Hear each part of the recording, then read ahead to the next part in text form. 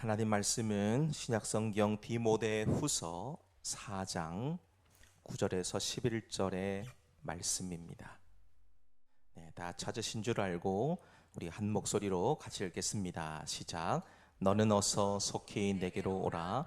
대만은 이 세상을 사랑하여 나를 버리고 데살로니가로 갔고, 그레스게는 갈라디아로, 디도는 달마디아로 갔고, 누가만 나와 함께 있느니라. 내가 올 때에 마가를 데리고 오라. 그가 나의 일에 유익하니라. 아멘. 네, 오늘은 교회력으로 성령 강림 주일입니다. 이날은 부활주일로부터 50번째 되는 날이고요. 주님이 약속하신 성령이 이 땅에 오신 것을 기념하는 날입니다. 성령께서 왜 이 땅에 오셨는가를 기록해주고 있는 사도행전 2장의 말씀 보시면 이렇게 말씀하고 있어요. 오순절날 한 곳에 모여 기도하던 제자들에게 갑자기 강한 바람 소리가 들리며 불의 혀 같은 것들이 각 사람 위에 임했다라는 말씀이 기록되어져 있어요. 여기서 성령을 뜻하는 말은 푸뉴마라는 헬라어로 쓰여져 있습니다. 바람, 숨결 이런 의미예요. 오순절날 마가의 다락방에 모여있던 자들에게 급하고 강한 바람처럼 오신 성령께서는 이들처럼 이 이름처럼 제자들 안에 새 생명의 숨결을 불어 넣으셨다는 것입니다. 성령의 은혜가 임하기 전에는 두려움에 떨면서 문을 걸어 잠근 채 숨죽이고 있던 제자들이 성령의 은혜가 임하고 난 후에는 거리로 뛰쳐나갑니다. 담대히 복음을 선포합니다. 그날 하루에만 3,000명이 회개하는 역사가 일어났어요. 오순절날 성령의 바람이 불어왔을 때에 세상을 향해서 도망치려던 제자들의 방향이 하나님을 향해서 완전히 바뀌어졌다는 것이지요. 이처럼 성령이 내 안에 계시느냐 계시지 않느냐는 결국 우리 인생의 방향을 결정짓습니다. 오늘 성령 강림 주일을 맞아서 우리 각자에게도 이 질문이 주어집니다. 어디로 가시겠습니까? 오늘 바울의 마지막 서신인 디모데 후서에서 세 가지 방향으로 살아간 사람들이 등장하고 있습니다. 한 사람은 세상을 향해서 방향을 틀었습니다. 한 사람은 잘못된 방향에서 돌이켰습니다. 한 사람은 처음부터 끝까지 복음의 길을 걸었습니다.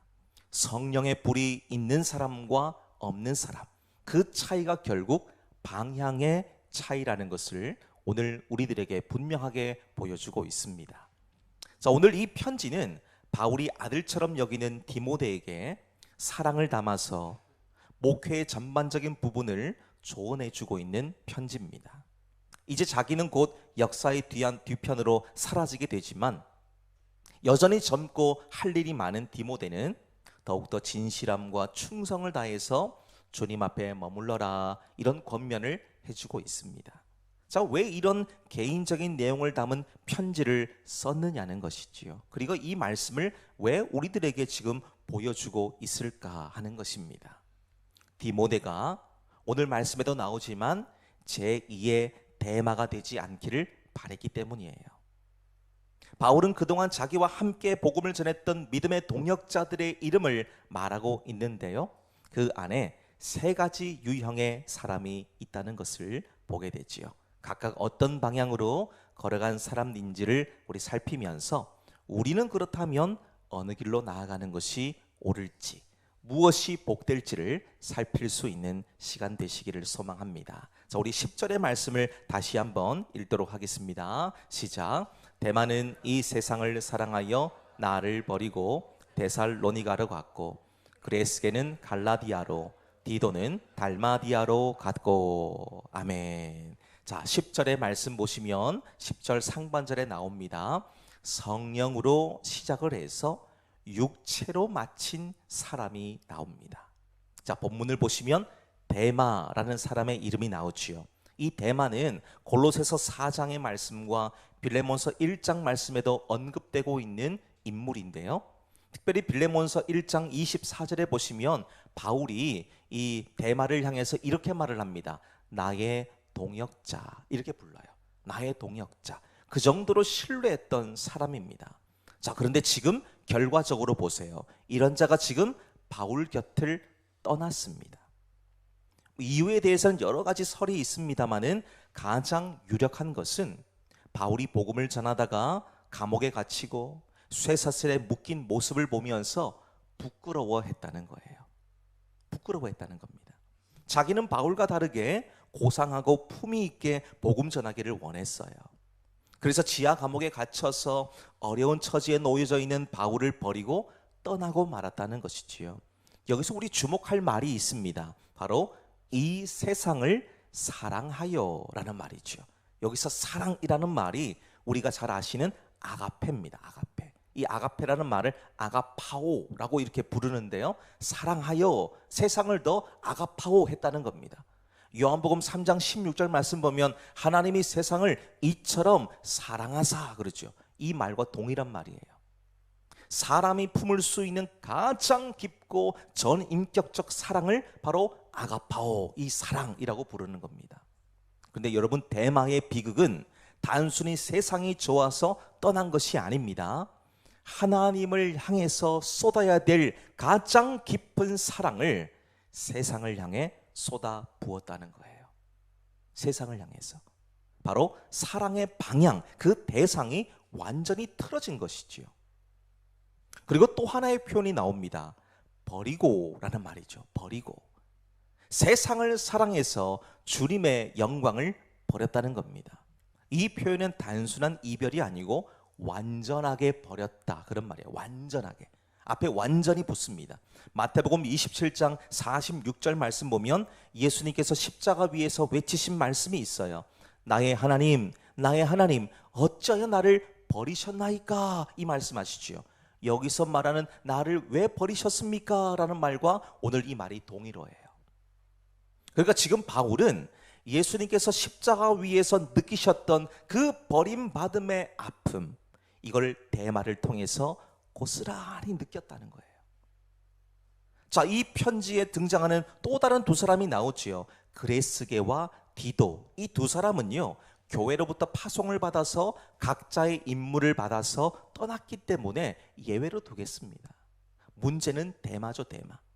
그는 복음을 위한 고통이 싫었습니다. 자기 이익을 중요하게 여기는 자기 중심적인 사람이었다는 것입니다. 그래서 초기 기독교 교부인 크리소스톰이라는 사람이 있는데요. 이분이 디모데후서 강해라는 책을 쓰면서 대마에 대해서 이렇게 말하고 있더라고요. 제가 그대로 한번 소개해 보겠습니다. 대마는 안락함과 안전을 사랑하여 나와 함께 환난과 고난을 겪고 현재의 위험을 감수하기보다는 집에서 호화롭고 편안하게 사는 편을 택했다. 이렇게 말하고 있습니다. 여러분, 한 사람의 인생이 이 한 줄로 정리된다는 것이 얼마나 안타까운 일입니까?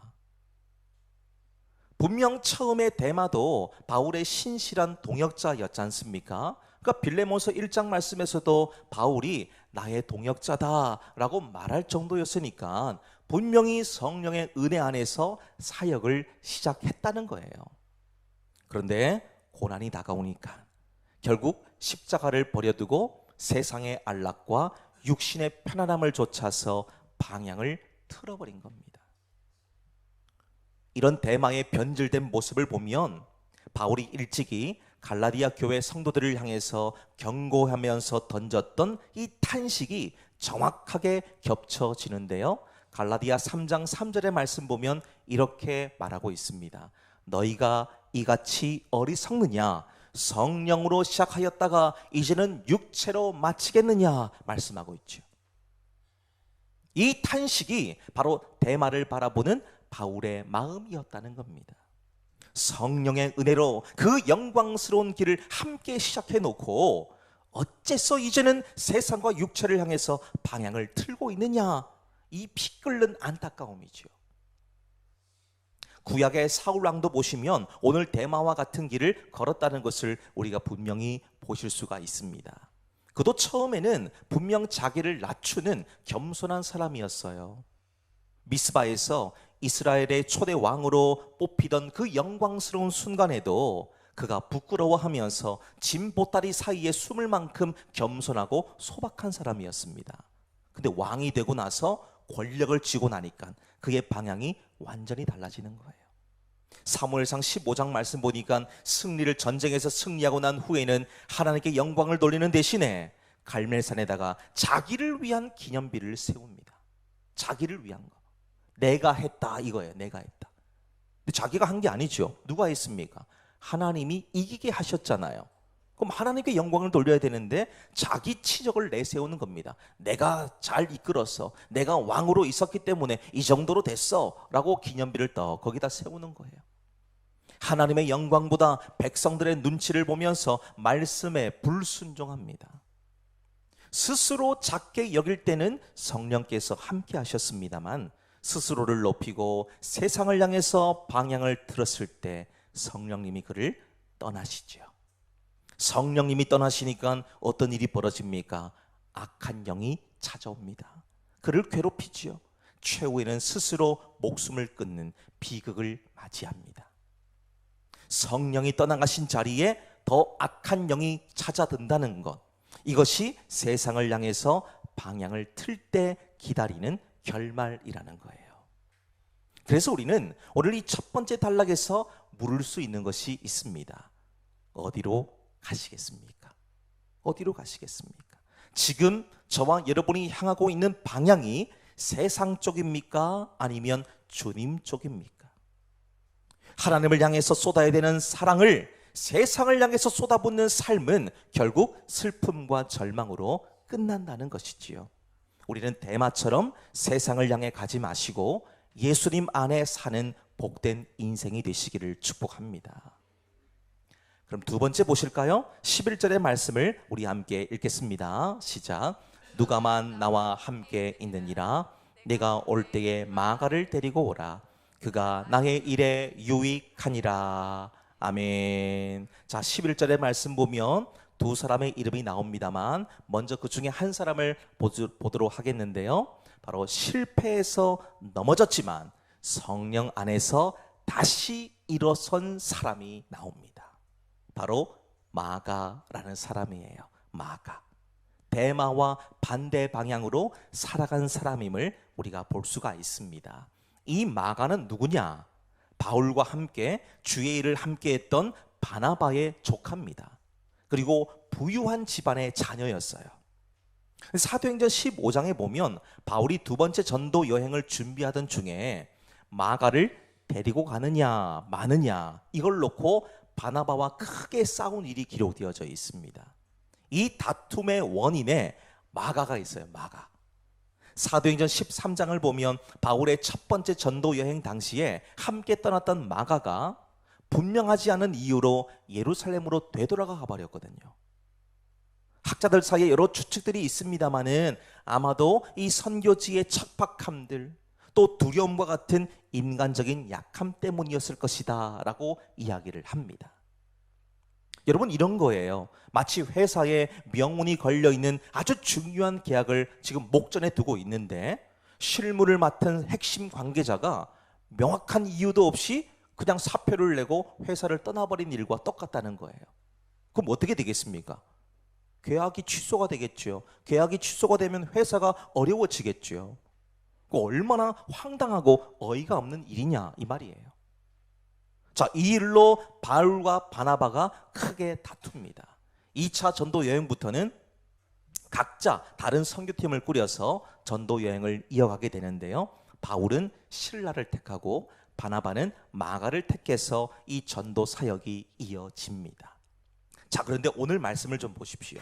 이제 디모데후서 바울의 마지막 편지인데요. 이 마지막 편지 속에서 보니까 바울이 바나바와의 갈등을 일어나게 만들었고 전도팀의 모든 일정과 계획이 완전히 달라지고 수포로 돌아가게 만든 마가를 어떻게 하랍니까?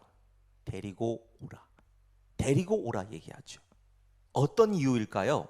11절에 보시면 그 답을 볼 수가 있는데요. 바울이 마가를 가리켜서 이렇게 말합니다. 나를 위하여 유익하다 이렇게 말을 하죠. 나를 위해서 유익하다. 유익하다는 말이 두 가지가 합쳐져 있는 말입니다. 좋다라는 말과 유용하다, 이 두 단어의 합성어예요. 특별히 이 본문 말씀에 나오는 유익하다는 말은 신약 성경에서 딱 3번만 나오는 표현입니다. 아주 희귀한 표현이에요. 유익하다, 진정으로 가치가 있고 유용한 사람이다, 그런 말이에요. 과거의 중도 이탈로 바울에게 큰 실망을 안겼던 이 마가를 이제 바울이 주저하지 않고 진정으로 유익한 사람이다 라고 부르고 있다는 거예요. 자, 무엇이 이렇게 마가를 환골탈태하게 만들었고 주님의 사역에 진정으로 필요하고 유익한 사람이 될 수 있었을까라는 것입니다. 뭘까요? 그것은 바로 성령께서 한 사람의 인생을 만지셨고 다시 주님께로 방향을 틀도록 돌이킬 수 있는 용기와 힘을 주셨기 때문이에요. 사람은 절대 할 수가 없어요. 사람은 할 수 없는 일입니다. 자신의 한계와 밑바닥을 뼈저리게 경험했던 마가는 사람의 결심과 의지로는 결코 이 십자가 길을 걸어갈 수 없다는 것을 깨달은 거예요.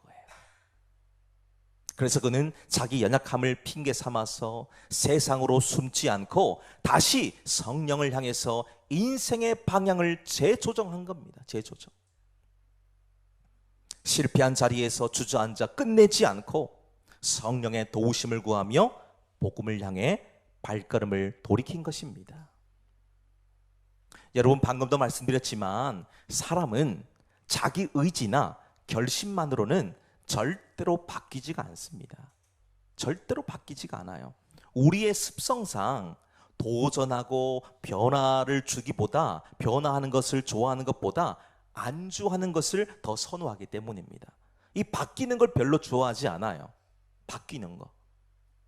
근데 오순절 마가의 다락방에 불었던 성령의 바람이 마가의 심령에 불어오니까 누구도 바꾸지 못하고 채울 수 없는 그의 성품이 변하기 시작합니다.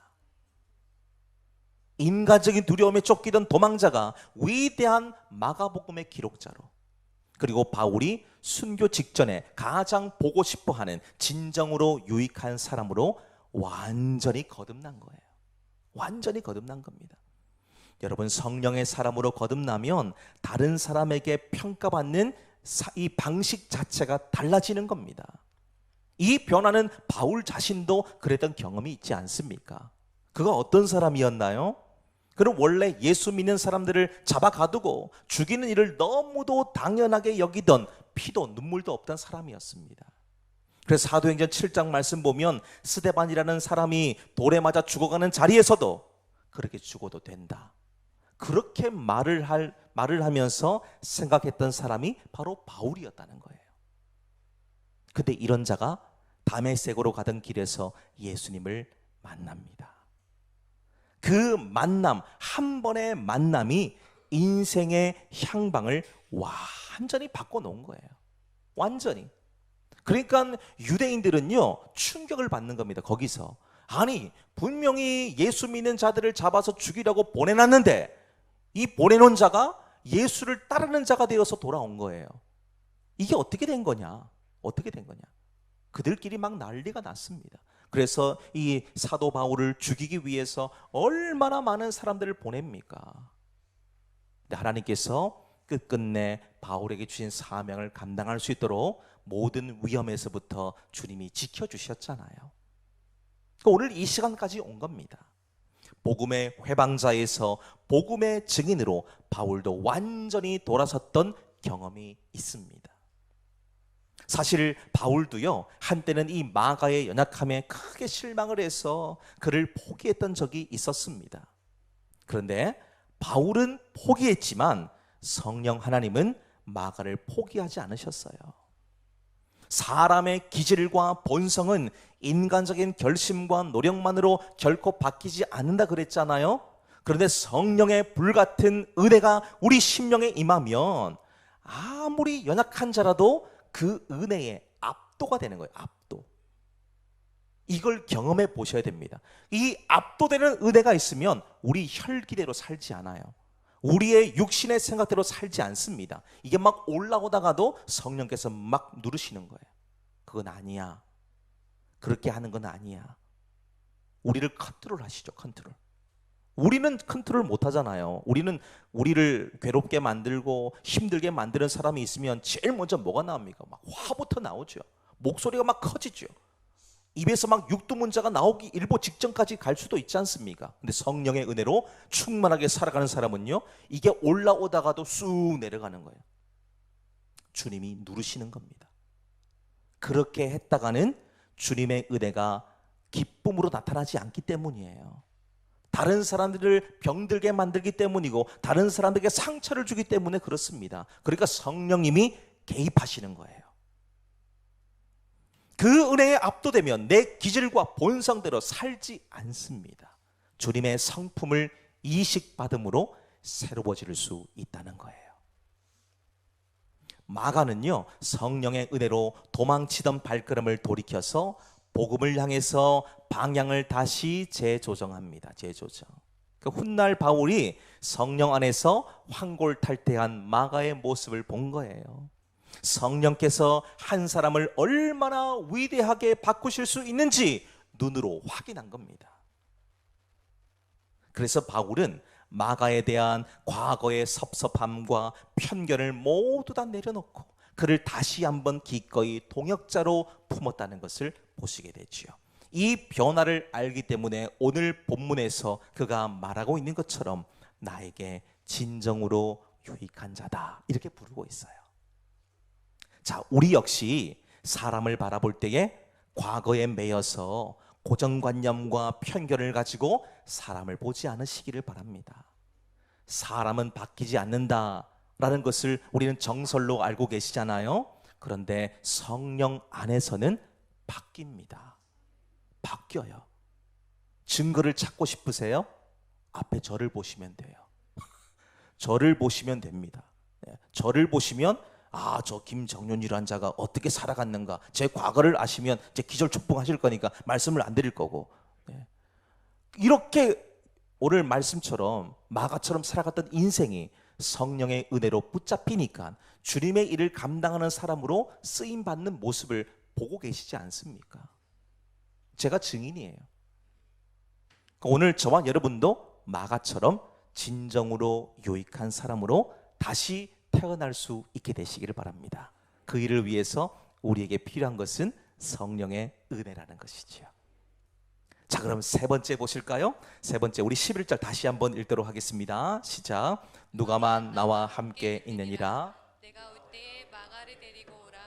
그가 나의 일에 유익하니라. 아멘. 자, 우리 세 번째는 보시게 되면 성령으로 시작해서 성령으로 마친 사람이 나옵니다.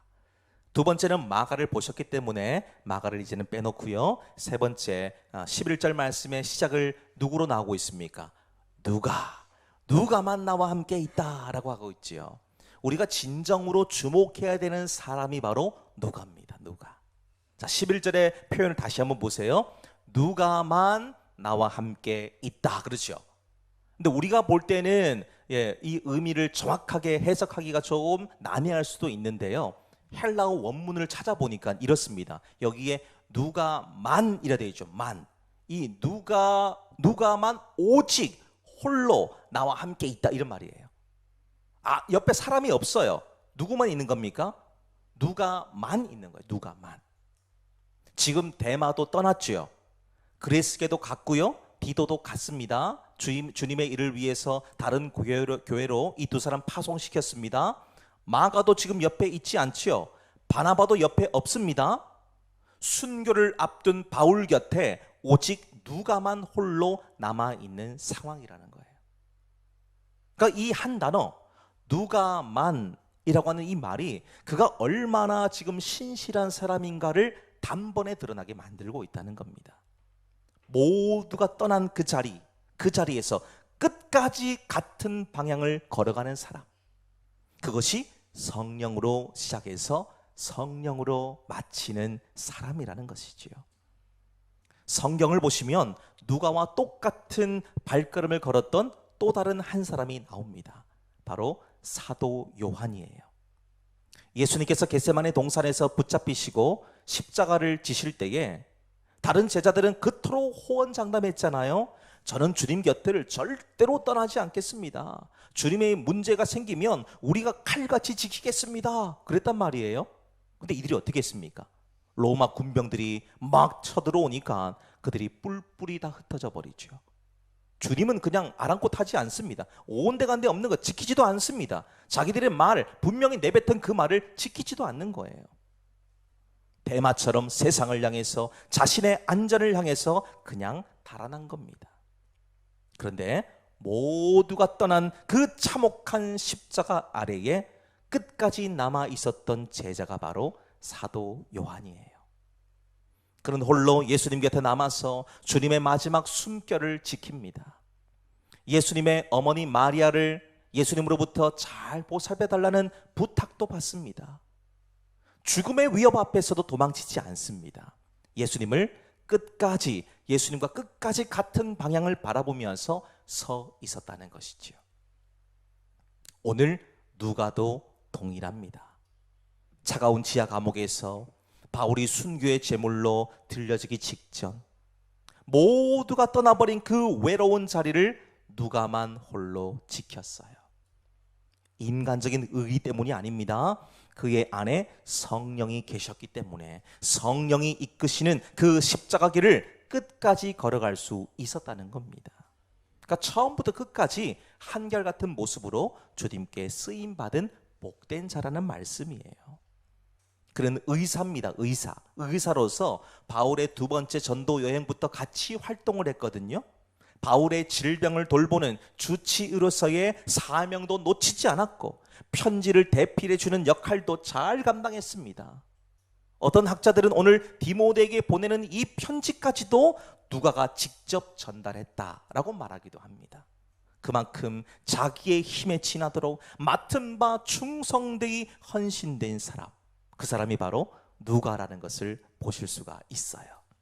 누가는 사도행전과 누가복음을 기록하지 않습니까? 이 두 책이 없었다면 우리는 살아계셔서 역사하시는 성령 하나님의 놀라우신 은혜를 더 깊이 있게 알지 못했을 거예요.